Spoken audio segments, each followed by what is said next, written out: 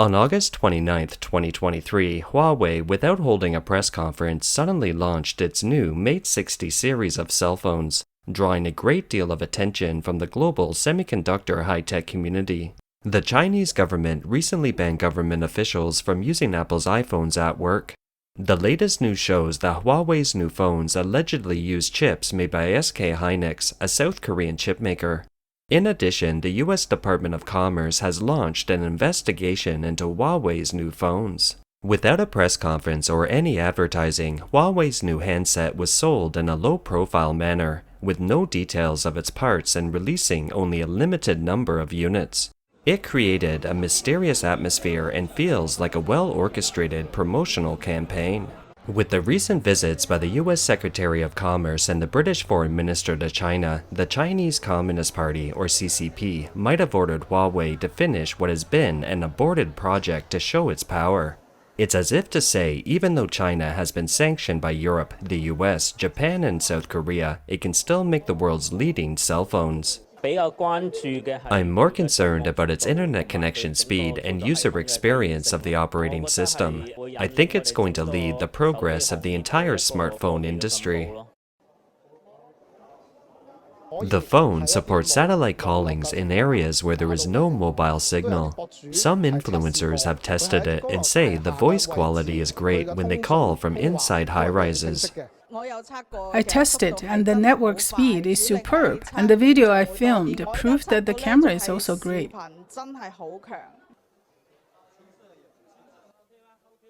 Several overseas media reporting on the news also quoted some experts as saying that Huawei's launch of the new product during the U.S. Commerce Secretary Raimondo's visit to Beijing has a strong political message. We were able to clarify in the first meeting that we're not targeting China. We're targeting certain behavior. We're targeting actions and behavior which undermine U.S. national security. U.S. businesses want to do business here, but they need to have a predictable regulatory environment. So, is it true that Huawei's cell phone has broken through the US ban on Chinese semiconductors and produced its own 7nm or 5nm chips as some media have reported? Here's an analysis from some Chinese. The cost to make an Huawei's handset is extremely high, so it's difficult to sustain it. It's a production accomplished by throwing money at it, by burning money. It uses DUVs to make a 7nm chip. According to overseas experts, its yield rate is less than 50%. Can you imagine how high the production cost is? If the yield rate is less than 50%, it isn't a business operation. If a commercial enterprise has such a yield rate, it's impossible to mass produce. But Huawei has done it. Why? Throw money at it, burn money for it, and spare no expense, because it stands for the so-called rise of China, the renaissance of the nation, and the so-called greatness of my country. It has this background behind it. As it has such a connotation, it sees the emergence of such a product. Naturally, it receives state support. However much money it wants to borrow, it gets it. It's a national product produced by the state system and national power. It's paid for by the nation's little pink, the leaks. In fact, Huawei has been a large leak harvester over the years. We buy its products not because it's good, but because it gives us a sense of national pride. But such a sense of national pride is extremely fragile because this product isn't completely domestic. We all know that Huawei's own cell phone operating system, Hongmeng, is actually a cover. Its inner shell is still the American Google's Android. It was exposed a while ago. Another highlight of Huawei's cell phone is the camera function, but its cameras and photosensitive devices are all made together with other companies, such as Germany's Leica. For example, the camera function of this new model is provided by Sony. In other words, its biggest selling point, photography function, is made in Japan. Currently, it's strange that so many pinks support it, thinking that it's a classic domestic product and that it represents China. But, on the other hand, aren't you boycotting Japanese products because Japan's dumping of nuclear wastewater? If you really want to boycott Japanese products, you shouldn't buy Huawei. It's equipped with Sony, a Japanese brand. If you go and take photos, every photo you take is made in Japan. What qualifications do little pinks have to shout about down Japan? Therefore, even if these people buy a product for national pride, it's hard to really stand the test. 早在2021年的时候， As early as 2021, a foreign testing organization did a test evaluation of the chips produced by ZTE International, which used the DUV to produce the chips. The level of their manufacturing process was already very high, but it has also reached its limits. So the Chinese chip manufacturing industry has now reached a bottleneck. Without EUV photolithography, it's impossible to get a major breakthrough in the area of chip manufacturing. The truth is so cruel. Huawei CPU isn't like what some people have said, that it opens a new chapter in Chinese chip manufacturing, but rather it shows us the ultimate limit of Chinese chip manufacturing, and that's it. 也就是这样。你支持华为的本质是什么？ What's the nature of your support for Huawei? The nature of your support for Huawei is your support for the domestic product. The nature of your support for the domestic product is that you want China to get stronger and stronger. And the nature of China getting stronger and stronger is that they are getting stronger and stronger as an organization. So, suppose one day there is a miracle, China's chip manufacturing really leading the world. It was the world's first, but does that have anything to do with you? Will you be able to buy a cell phone cheaper? Will you be able to solve the problem of your rotten-tailed building? Will your elderly parents be able to afford to see a doctor? Will China's social welfare improve? Are these possible in China? Some of the first patriotic fans who bought Huawei's new phone are now expressing their disappointment.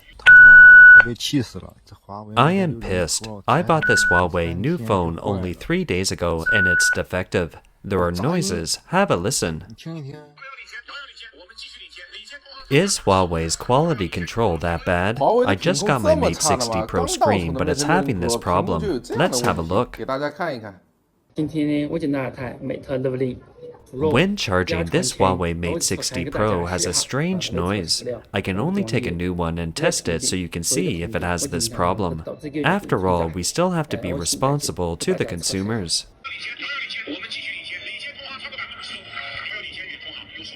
I bought this phone yesterday afternoon. Since then, there has been a noise. If you put it near your ear, you will hear someone shouting.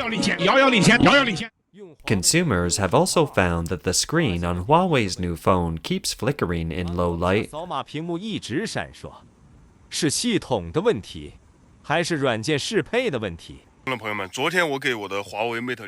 Friends, yesterday I got a satellite card for my Huawei Mate 60. I was the first one to get it in the whole Jingmen city of Hebei province. I thought it was the same as a smart card, so I left after getting the card. It just so happened that today I came to the mountains. The scenery here isn't bad at all, but the new Huawei cell phone has no signal. My other cell phone, Xiaomi, is on China's Unicom's network and it still has a little bit of signal. My other phone, which is on a cellular company's network, isn't working either. Look, I took out my Mate 60 to test it. It connects perfectly, satellite and everything, but listen to the results.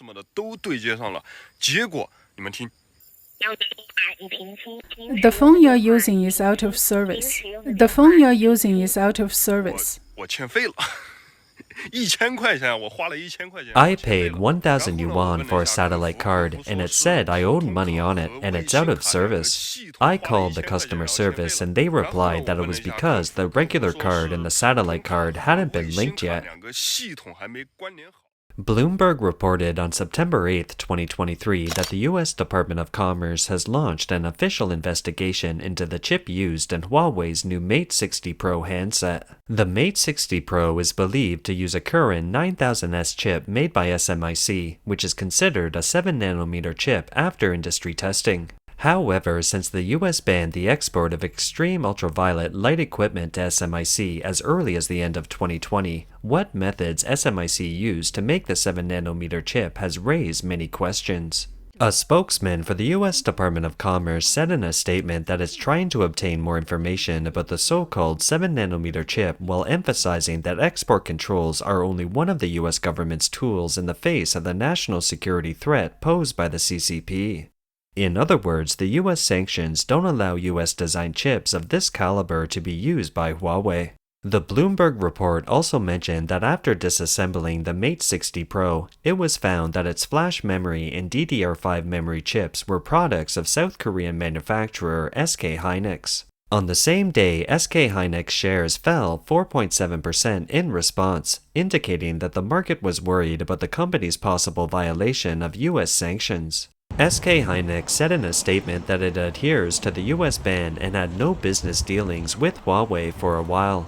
It also said that it would launch an internal investigation to determine how the memory chips in the cell phones were obtained and used by Huawei. Of course, there is a possibility that Huawei stole the chips. Naturally, Chinese officials won't admit such a possibility.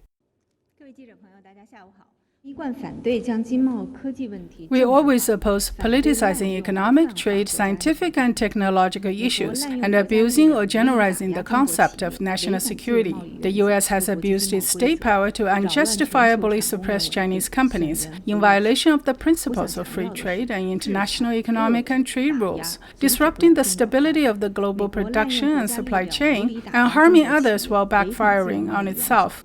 I want to stress that sanctions, containment, and suppression will not stop China's development, but will only strengthen China's resolve and capability for self-reliance, as well as scientific and technological innovation. According to a September 6 report in the Wall Street Journal, the CCP has demanded that officials and central government agencies not use Apple iPhones and other foreign-branded devices at work or bring them into their offices. The latest order suggests that Beijing is stepping up its efforts to tighten controls on its officials. For example, the widely used DingTalk app, which has been the subject of controversy for violating privacy, can't be installed on Apple's cell phones, so they can only be installed on homegrown phones. At the same time, the CCP is also worried about the leak of so-called sensitive information. Huawei's cell phone is strong in surveillance and is said to be like a spy machine. No VPN can be installed on it to bypass China's firewall. The CCP is probably trying to limit the access of CCP officials to outside information by placing them under Huawei's surveillance. The amount of effort the CCP puts into how it monitors the entire country is enormous. This is a cybersecurity expo in Fuzhou, which is part of the 2023 Cybersecurity Week running from September 11th to 17th. DAS Security, a Chinese cybersecurity solution provider, is showcasing a product which can provide the so-called threat analysis and prevention after analyzing data provided by users. With the product, we can input security data into our platform. After processing the data, the platform will reason and analyze users' specific questions and conclude with relevant answers. The news of the Chinese government's ban on Apple's cell phones triggered a two-day plunge in Apple's stock price. On September 7, 2023, Apple's stock price plummeted nearly 3%, down about 7% for the second consecutive trading day, and its market capitalization evaporated nearly $200 billion. Apple dominates the high-end smartphone market in China. It's one of its largest markets, accounting for about 19% of its total revenue.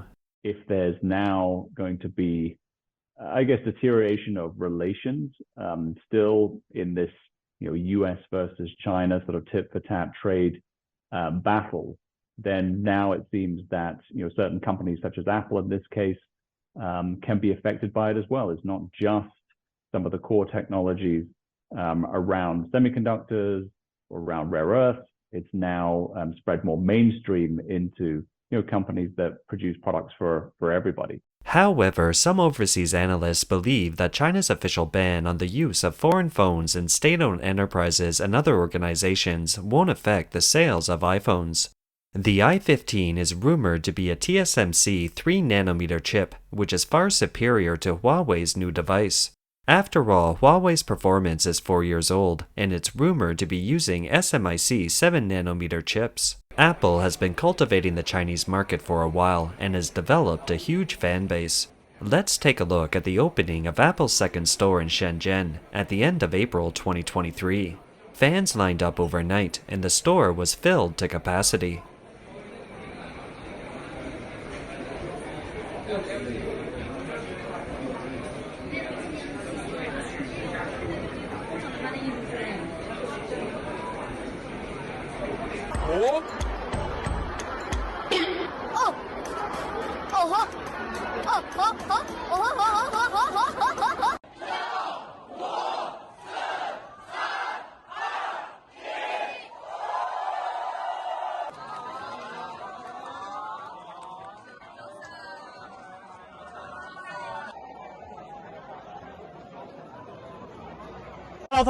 Apple's 55th Apple Store in Greater China officially opened today in Shenzhen's Luhu district. You can see mountains of people here. Many people are lining up and you can't even see the end of the line. Before the store officially opens, let's take a look at how enthusiastic the atmosphere is. It's almost time now. According to Apple's usual practice, the staff will come out of the store and give customers a high five. Now we can go inside the store. We waited in line to get into the store, and now we've got our free t-shirts. Let's take a tour of the store. It's said that the granite on the floor here is from Xiamen, Fujian. The wooden material here is from the city of Zhangjiagang. Here is the iPhone section, here is the computer section, and here is the iPad section. As a matter of fact, in mainland China, the more information those senior CCP officials and corporate executives get, the more they understand that homemade cell phones aren't safe, especially Huawei's. These people, on the one hand, reap the benefits of the CCP system, and on the other hand, transfer their assets abroad. Compared to the general public, they have a greater need to protect their privacy, and using an Apple cell phone is the safest because Apple's phones are difficult to unlock. That's why CCP officials at the department level and above, senior officials of state-owned enterprises, and military officials all have several cell phones at the same time. And one of them will definitely be an Apple iPhone, and all their family members use Apple phones as well. For example, in March 2020, after Huawei's vice president Meng Wanzhou was arrested in Canada, among the 7 electronic devices confiscated were Apple cell phones and tablets. Huawei's president also said publicly that his family members were still using Apple cell phones. Of course, in the Red Country where information is blocked, many Chinese people inevitably get caught up in the frenzy. The Chinese web touted Huawei's success in breaking through US technological constraints and launched a poll asking, "Will you switch from an iPhone to a Huawei this year?" According to Chinese media, 42% of Chinese netizens said they would switch their phones to Huawei. In this economic turmoil, Huawei's 7nm handset has undoubtedly given many Chinese people a boost of patriotism. In Huawei's physical stores in major cities like Shanghai and Shenzhen, lines of people have formed to buy the Mate 60 Pro phone. The new phone, which cost nearly 7,000 yuan or about $955, was sold out. I want to buy a Huawei cell phone. Don't cry in front of so many people, okay? Huawei cell phones are far ahead. I want to buy a Huawei cell phone. What kind of cell phone should I buy? You're embarrassing yourself. So many people are looking at you. Huawei Mate 60 Pro is way ahead. Way ahead. 加油Huawei，加油 China。 Go Huawei, go China.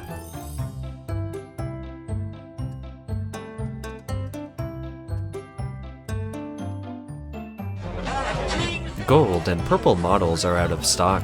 Support China, support Huawei.